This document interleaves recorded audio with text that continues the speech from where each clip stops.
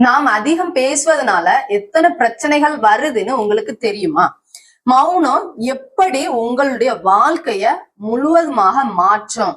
அதுக்கு என்ன நம்ம பண்ணா நம்ம நம்மளுடைய லைஃப்ல மௌனத்தை ஃபாலோ பண்ண முடியும்? மௌனம் எவ்வளவு யூஸ்ஃபுல்லா இருக்குது, அதனால என்னெல்லாம் நன்மைகள் இருக்குது, அதனால நம்மளுக்கு என்னெல்லாம் பலன்கள் கிடைக்குது அப்படிங்கறத அந்த வீடியோல பார்க்க போறோம். வீடியோவை ஸ்கிப் பண்ணாம ஃபுல்லா பாருங்க. அதுக்கு முன்னாடி நம்ம சேனலை சப்ஸ்கிரைப் பண்ணி வச்சுக்கிடுங்க. ஃபர்ஸ்ட் எல்லாருக்குமே தெரியும், நம்ம அதிகமா பேசுவது, நம்மளுடைய வாயினால வர்ற வார்த்தைகள் சில நேரம் ஆபத்தை உண்டாக்கும் அப்படின்னு தெரியும். நம்ம அந்த இடத்துல அமைதியா நம்ம போகணும், மௌனமா போகணும்னு நினைப்போம். உண்மைதானே? நம்ம எல்லாரும் நினைக்கிறது தானே? நீங்க நினைச்சிருக்கீங்களா? கமெண்ட் பண்ணுங்க. சரிங்களா? நான் அமைதியா போகணும் எடுக்கணும்னு நினைக்கிறேன், ஆனா என்னால போக முடியல அப்படின்னு நீங்க என்னைக்காவது ஃபீல் பண்ணிருக்கீங்களா அப்படின்னு கமெண்ட் பண்ணுங்க. சரிங்களா? அதிகம் பேசுவது எல்லாருக்குமே தெரியும் ஆபத்தானது.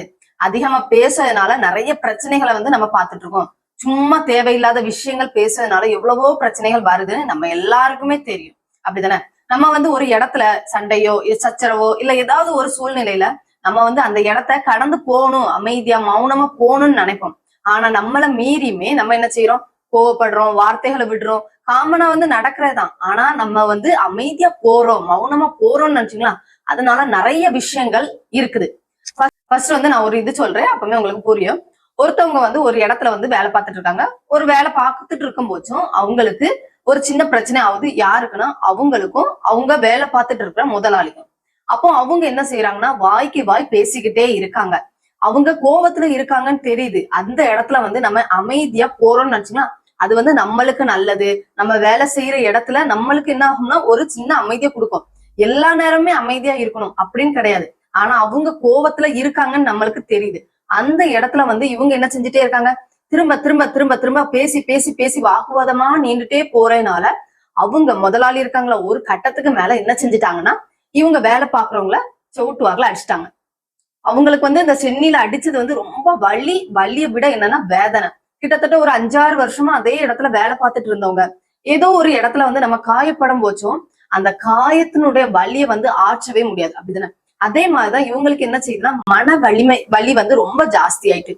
அவங்க ஒரு வார்த்தையால சொல்றது, கோபம் ஒரு கட்டத்துக்கு மேல உச்சக்கட்ட நிலைமைக்கு அவங்க போகும் போச்சும் அவங்க என்ன செஞ்சுட்டாங்க? அடிச்சிட்டாங்க. ரொம்ப அடிப்பட்டவனா இவங்க ஒரு கட்டத்துக்கு மேல என்ன யோசிக்கிறாங்கன்னா, நம்ம இத்தனை வருஷம் வேலை பார்த்தோமா, எந்த ஒரு யூஸ்மே இல்லையே, நம்ம வேலையை விட்டு போயிடலாம் அப்படிங்கிற இதுக்கு போறாங்க. நிறைய பேர் வேலை செய்யற இடத்துல ஏதாவது ஒரு பிரச்சனைகள் இருக்கும். நம்ம வார்த்தை அவதூறா பேசுவாங்க, இல்ல தேவையில்லாம ஏதாவது ஒரு பிரச்சனைகள் வரும்போதும் நம்ம என்ன செய்யறோம்? அமைதியா போய்கிட்டே இருக்கிறோம். அப்படிதானே? ஆனா எல்லா நேரமே நம்ம அமைதியா கடைபிடிச்சோம்னு நினைச்சீங்களா அது கஷ்டம். ஒண்ணு பாருங்க, அமைதி மௌனம் நஞ்சு இருப்பினும் அமைதி தீர்வு ஆகாது. தேவையற்றவை பேசுதல் கூடாது. பேச்சு ஒரு கலைதான்.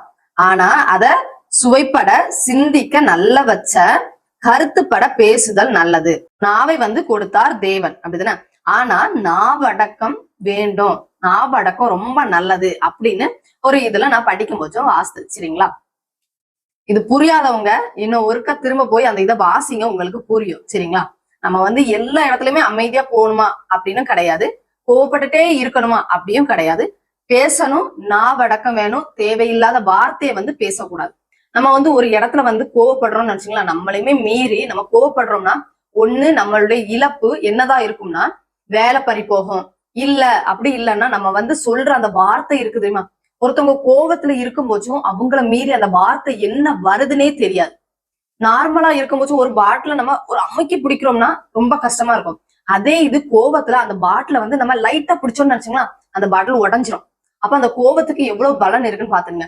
நம்ம நார்மலா என்ன செய்யறோம்? மைண்ட இது பண்ணிட்டு இருக்கும்போது நார்மலா ஒரு வேலை பார்த்துட்டு இருக்கும்போது எந்த ஒரு டிஸ்டர்புமே இருக்காது. அதே இது ஒரு கோவ மைண்ட்ல நம்ம வச்சுக்கிட்டே இருந்து ஒரு வேலை பார்த்தோம்னு நினைச்சீங்களா அந்த வேலை என்ன ஆகும்னா ஏதாவது ஒரு பிரச்சனைக்குள்ளதான் போகும்.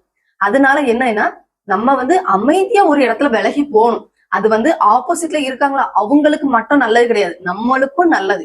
ஏன்னா நம்ம வார்த்தையை விட்டோம்னு நினைச்சீங்கன்னா, வார்த்தையை ஒருக்கா விட்டுட்டோம்னு நினைச்சீங்கன்னா திரும்ப வாங்க முடியாது. நீங்க எத்தனை தடவை அவங்கள்ட்ட சாரி கேட்டாலும் சரி, எத்தனை தடவை மன்னிப்பு கேட்டாலும் அவங்க மன்னிச்சாலும் அந்த வார்த்தை எத்தனை வருஷம் ஆனாலும் அழியவே அழியாது. உண்மைதானே? உண்மையா இருந்தா நீங்க கமெண்ட் பண்ணுங்க. சரியா? வார்த்தை ஒருக்கா விட்டுட்டோம்னா திரும்ப அள்ளவே முடியாது அப்படின்னா கமெண்ட் பண்ணுங்க. நம்ம ஒரு இடத்துல மௌனமா இருக்கோம்னு நினைச்சீங்களா தேவையில்லாத பேச்சுக்கு நம்ம என்ன செய்வோம், இடம் கொடுக்க மாட்டோம். ஏன்னா நம்ம அமைதியா நம்ம உண்டு நம்ம வேலை உண்டு போயிருவோம். சும்மா தொணன்னு பேசிக்கிட்டே இருந்தோம்னு வச்சுக்கலாம், இல்ல அடுத்தவங்களை பத்தி குறை சொல்லிட்டோ, இல்ல அடுத்த ஏதோ ஒரு இதை நம்ம பேசிக்கிட்டே இருந்தோம்னா நம்மளுக்கே என்ன ஆகும்னா அந்த இது இதாகும். பிரச்சனைகளை நம்ம வாய் கொடுத்து, சிலவங்க சொல்லுவாங்களா, சும்மா போற வம்ப நீ வாய் கொடுத்து வம்புக்கு இழுக்காத அப்படின்னு சொல்லுவாங்க. நம்ம அமைதியா மௌனமா இருக்கிறதுனால நிறைய விவாதங்கள் என்ன ஆகும்னா நீக்கும். சைலண்டா போயிருவோம்ல, நம்ம சைலண்டா போறோம்னு நினைச்சுக்கலாம். ஒருத்தவங்களுக்கு தண்டனை கொடுக்கணும், அவங்க நம்மள கஷ்டப்படுத்திட்டாங்க, நம்மள இது பண்ணிட்டாங்க, துரோகம் பண்ணிட்டாங்க அப்படின்னு நம்ம அவங்கள பள்ளிக்கு பள்ளி வாங்குறத விட அந்த இடத்துல நம்ம அமைதியா மௌனமா போறோம்னு நினைச்சுக்கலாம். இல்ல அவங்களுக்கு நம்ம கொடுக்குற பெரிய தண்டனை என்னவா இருக்குன்னா மௌனம். மௌனம் இந்த உலகத்துல ரொம்ப பெரிய பெரிய வழி என்னன்னா மௌனம். ஏன் எதுக்குன்னு அவங்க லைஃப் லாங் யோசிச்சுக்கிட்டே இருப்பாங்க. நம்ம அவங்க தப்பே செஞ்சாலும் நம்ம ஒரு இடத்துல கோவப்படாம அமைதியா மௌனமா போறோம்னு நினைச்சுக்கலாம். அதுதான் என்னன்னா நம்ம பெரிய இது கொடுக்குறோம் அவங்களுக்கு திரும்ப கொடுக்கறது. எப்படி சொல்லலாம், பள்ளிக்கு பள்ளி வாங்காம நம்ம அவங்களுக்கு தண்டனையா கொடுக்கறது என்னன்னா மௌனம்.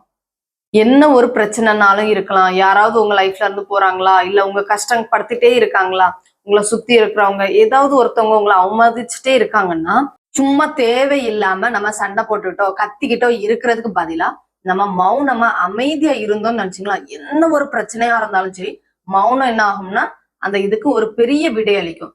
சும்மா கத்திக்கிட்டே இருக்கனால எந்த ஒரு யூஸுமே இல்லை. அதே நீங்க பாருங்க, பைபிள்ல ஏசப்பாவுடைய லைஃப பாருங்க. ஏசப்பா படாத கஷ்டங்கள் இருக்குதா, அவமானங்கள் இருக்குதா? ஆனா ஏசப்பா என்ன செஞ்சிருப்பாரு, கோவப்பட்டிருக்கவே மாட்டாரு. எந்த ஒரு இடத்துலயுமே கோவப்பட்டு இது பண்ணிருக்கவே மாட்டாரு.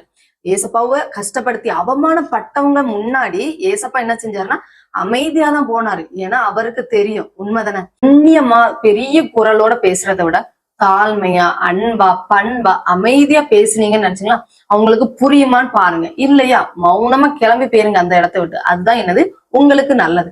லைஃப்ல ஜெயிச்சவங்க, பெரிய பெரிய டீச்சர்ஸ், நிறைய இந்த லைஃப்ல உள்ளவங்கள கஷ்டப்பட்டு முன்னேறி வந்திருப்பாங்களா, அவங்களெல்லாம் நீங்க பார்த்து பாருங்க. அவங்க ரொம்ப அமைதியா இருப்பாங்க, மௌனமா இருப்பாங்க. அவங்க பேசுற வார்த்தையில கொஞ்சம் ஒரு நிமிஷம் யோசித்து பேசுவாங்க. ஏன்னா அவங்களுக்கு தெரியும் அளவோடு பேசுறது ரொம்ப நல்லது அப்படின்னு.